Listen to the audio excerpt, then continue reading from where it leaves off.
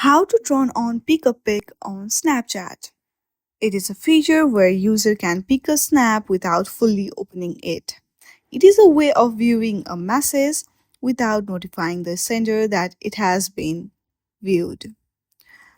To add this feature on your Snapchat, simply make sure that you have updated version, then launch your Snapchat application.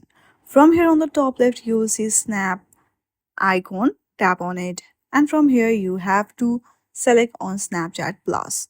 Then you will see all of the feature that is available in Snapchat Plus. Among them you will also see Pick a Pic.